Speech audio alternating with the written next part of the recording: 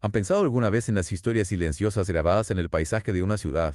¿Cómo realmente mirar? Ujú. Hoy nos sumergimos en la colonia Santa María la Ribera en la Ciudad de México. Es un lugar donde la historia y el presente bailan juntos de maneras muy cativadoras. Sí, Situada justo en la alcaldía Cuauhtémoc, Santa María la Ribera es un barrio emblemático. sí. Su trayectoria social y arquitectónica desde el siglo XIX nos da una perspectiva notable. Para entender cómo ha evolucionado la capital de México. Exacto. Y nuestra misión en esta inmersión profunda es desentrañar esas capas de desarrollo urbano. Correcto. Vamos a explorar sus orígenes, el plano que la formó y las transformaciones que ha sufrido. Y los estilos arquitectónicos que la definen. Nos centraremos particularmente en algunos ejemplos de diseño moderno y posmoderno. Y nuestras fuentes para esto son bastante variadas. Análisis históricos, estudios urbanos, reseñas arquitectónicas. Todas originalmente en español, de hecho. ¡Buen punto! Así que sí, nos enfocaríamos en las raíces históricas. Esas ideas centrales de planificación urbana que dictaron el diseño. Y como dijiste, edificios específicos que realmente ilustran los diferentes movimientos arquitectónicos a lo largo del tiempo. Bien, desempaquemos esto. Empecemos desde el principio. ¿Cómo y cuándo surgió realmente Santa María la Ribera? Bueno, sus orígenes se remontan a 1859, Se construyó en terrenos que antes formaban parte del rancho de Santa María. que a su vez era parte de la hacienda de la Teca. Ahí fueron los hermanos Flores, Estanislao, Joaquín y Micaela, que estuvieron esta idea. Formaron la primera empresa de desarrollo inmobiliario de la ciudad. ¡Wow! La primera. Parece que sí. Y decidieron subdividir estos terrenos para crear esta nueva zona residencial. Eso es fascinante. Y eso estaba sucediendo en un momento bastante crucial, ¿no es así? Con las reformas liberales, Exactamente, el momento fue clave.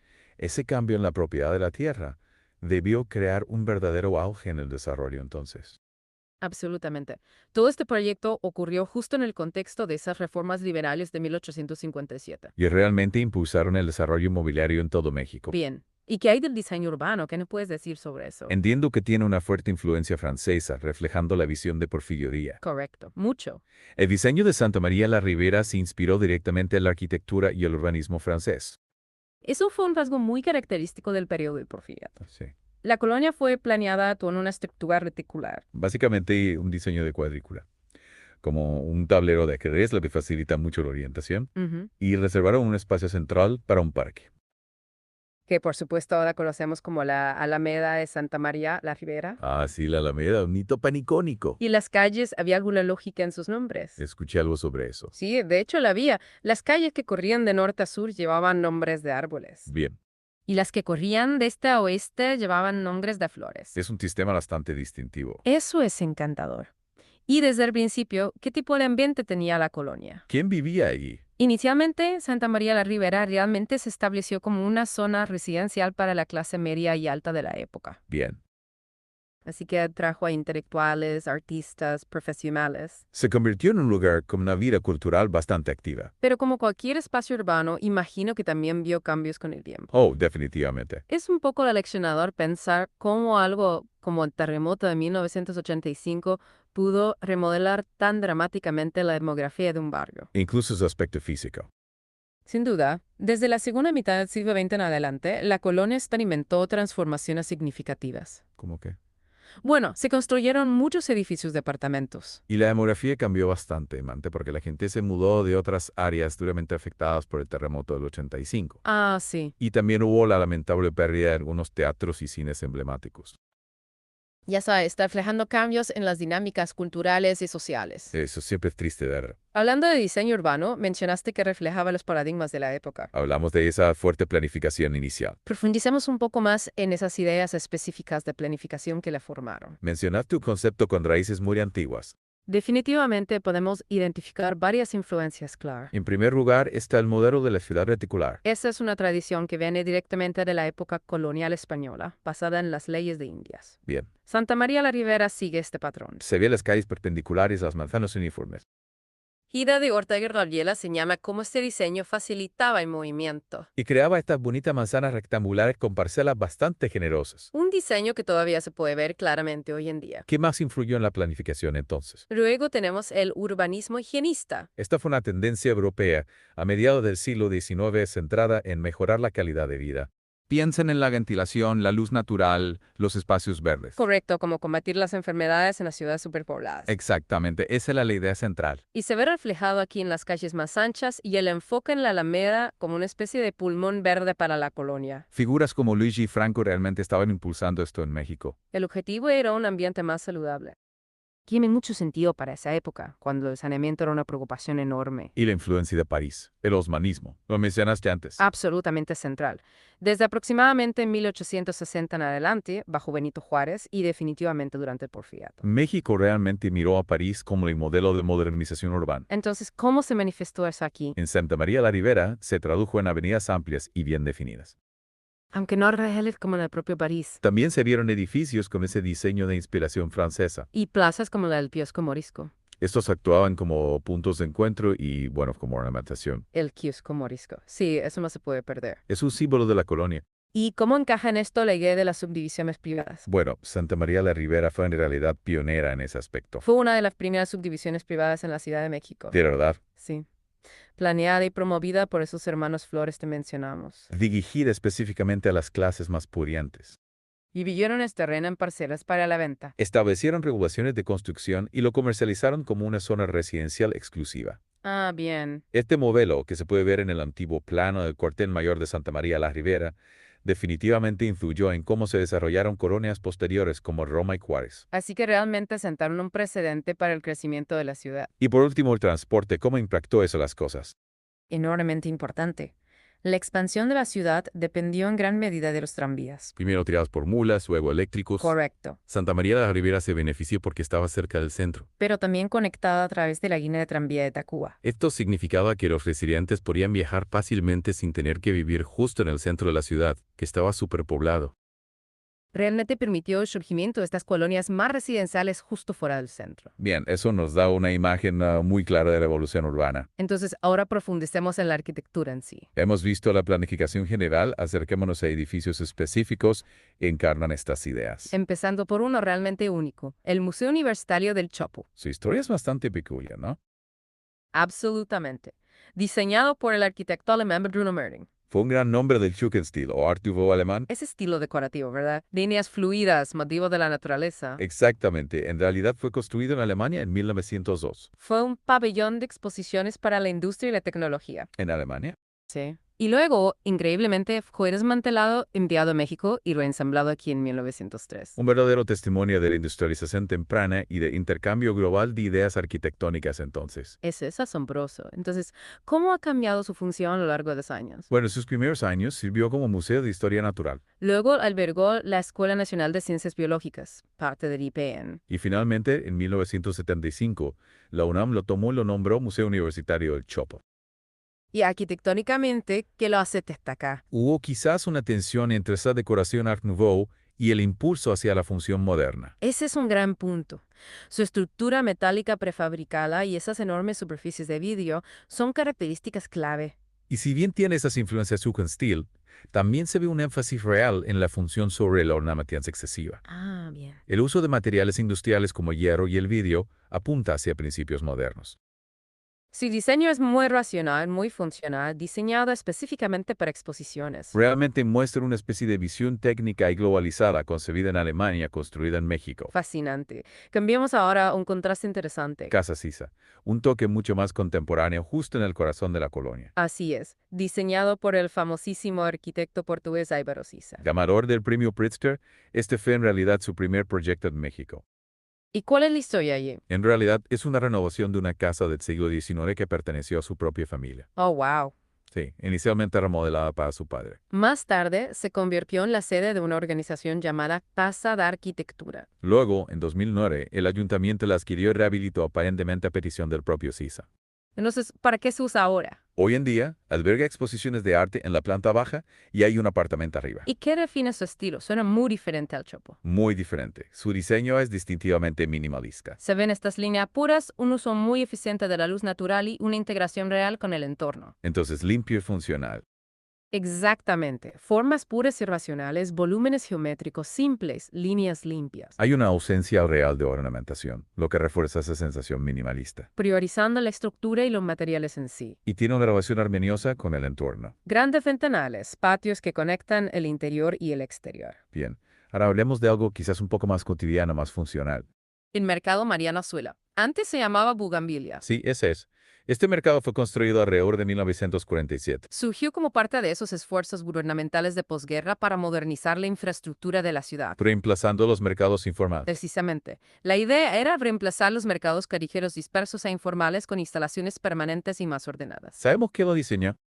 Sabes, la información específica sobre el arquitecto es difícil de conseguir. Pero su diseño refleja claramente los principios de la arquitectura moderna de esa época. Muy centrado en la funcionalidad, la eficiencia y una verdadera falta de ornamentación. ¿Qué nos dice su arquitectura sobre la época en que fue construido, los años 40? Bueno, su diseño funcional y racional, la fachada y estructura sencilla son muy típicas de los años 40. El diseño es simple, ordenado, pensado para facilitar la circulación y mantener la visibilidad. Muestra esa organización lógica del espacio. Y su integración en la comunidad, respondiendo a las necesidades sociales y económicas, también es un aspecto clave de la arquitectura moderna. Tiene sentido. Otro espacio comunitario importante es la Casa de Cultura de Santa María la Ribera. Por su historia, parece un edificio antiguo. Lo es. Originalmente fue construido como una casa privada a principios del siglo XX, alrededor de 1908. Oh, bien.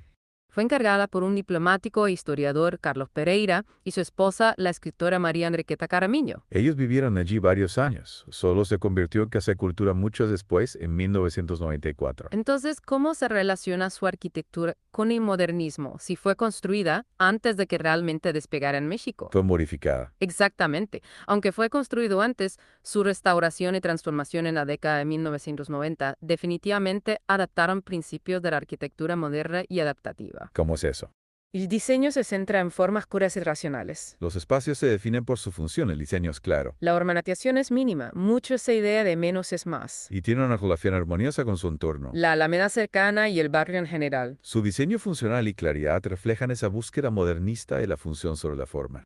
Entendido. Ahora, Lillo 7 es un ejemplo muy interesante de reutilización de un edificio antiguo. Pasó de baños públicos a viviendas contemporáneas.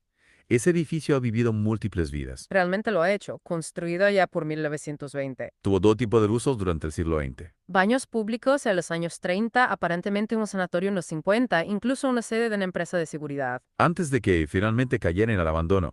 Entonces, ¿quién los rescató? Fue rescatado y adaptado por el despacho de arquitectura Mea Cucú, específicamente por el arquitecto José Alfonso Quiñones. Lo convirtieron en viviendas contemporáneas. Pero importantemente, lo hicieron respetando su carácter histórico. ¿Qué elementos de su diseño actual lo conectan con la arquitectura moderna? Bueno, la distribución es muy racional, muy funcional. Está organizado en torno a estos patios interiores, que son geniales para la ventilación y la luz natural. Ya. Y la restauración mantuvo esa lógica espacial original. Pero utilizando materiales modernos casi industriales. Hormigón, acero, vidrio. Además, de nuevo, esa falta de ornamentación excesiva es bastante característica del modernismo. Correcto. Ahora, cambiemos ligeramente. Pasemos a algunos ejemplos que quizás se inclinen un poco más hacia el posmodernismo. O al menos que muestren algunas tendencias. ¿Qué tal Manuel Carpio 109? Bien, sí, este es un edificio antiguo que ha sido renovado para su uso actual. Que creo que es educativo. Presenta algunas características que interactúan con el pasado de una manera más, digamos, explícita. Bueno, ¿qué? Bueno, se ven cosas como simulaciones de arcos, pero con lados planos, y estas líneas rectas prolongadas. El posmodernismo a menudo implica que los arquitectos deliberadamente toman prestados y juegan con estilos históricos. Que era algo que el modernismo tendía a rechazar. Entonces, ¿cómo interpretamos estos elementos desde un punto de vista posmoderno? Bueno, una de las características clave del posmodernismo es ese eclecticismo, ese diálogo con el pasado. Entonces, en Manuel Carpio 109, el edificio mantiene una relación con la arquitectura tradicional que se ve en la colonia. Pero introduce modificaciones para adaptarlo a su nueva función. Y también se ve una composición que rompe con la estricta simetría modernista. Creando algo quizás un poco más dinámico, menos rígido. Interesante.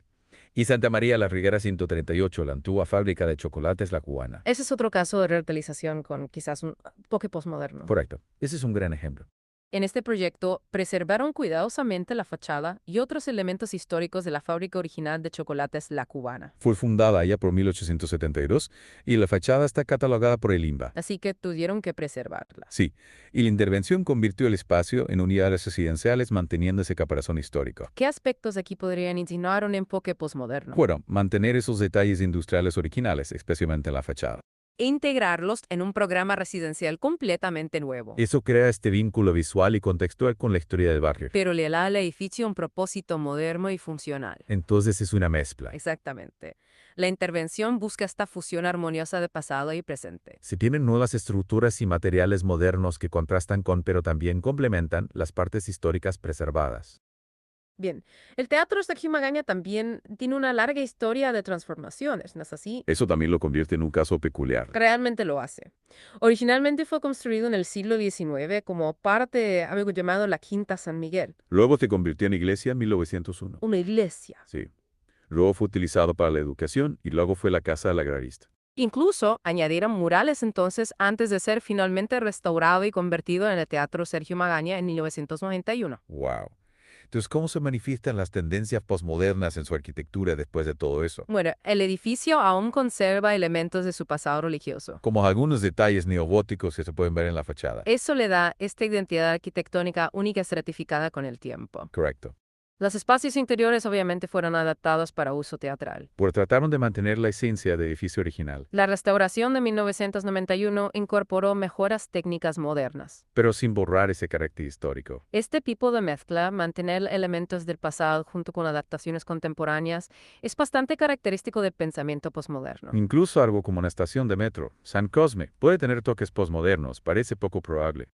Sabes, curiosamente quizás sí, de una manera sutil. La estación en sí abrió en 1970, parte de la expansión inicial del metro. Arquitectónicamente utiliza una mezcla de materiales típicos de la época, buena iluminación, cosas estándar. Pero lo que toca el posmodernismo es la elección de su icono identificativo. ¿Sabes? Cada estación tiene uno. Sí. El icono de San Cosme es una ventana estilizada de la Casa de los Mascarones. Que es un edificio histórico muy famoso cercano. Ah, entonces, ¿qué nos dice esa elección de icono? Bueno, elegir un icono que se refiere directamente a un edificio histórico. En lugar de solo un símbolo puramente funcional o abstracto, podría verse como un intento de conectar el diseño de la estación con la memoria de la ciudad, con su historia. Ese tipo de cualidad referencial es algo a menudo asociado con el posmodernismo. Entiendo. E incluso, aunque su estética básica sea de los 70, las renovaciones posteriores, utilizando materiales de diferentes décadas, también rompen con esa estricta uniformidad modernista. Está estratificado. Fascinante. Bien, finalmente, hablemos del proyecto habitacional Maya Rivera de JC Arquitectura. ¿Dónde encaja este proyecto en el espectro moderno-posmoderno? Este proyecto, que también está ubicado en terrenos que formaban parte del antiguo complejo de la fábrica La Cubana, generalmente se presenta como un ejemplo de arquitectura moderna, aunque modernismo contemporáneo. Bien. Incorpora algunos edificios patrimoniales preservados, pero los combina con nuevas construcciones y se esforzaron por mantener los árboles y la vegetación existentes. Entonces, ¿cuáles son sus características distintivamente modernas? Su diseño es muy racional, muy funcional. Se ven formas arquitectónicas puras, basadas principalmente en volúmenes ortogonales y una distribución interior eficiente. La falta de ornamentación y el uso de materiales como el hormigón, visto está muy en la línea modernista. Entonces, impulsado por la función. Sí, es un diseño consciente que busca integrar viviendas contemporáneas en este entorno histórico. Realmente centrándose en promover la comunidad y la funcionalidad. ¡Wow! Realmente hemos viajado a través de una fascinante evolución del urbanismo y la arquitectura solo dentro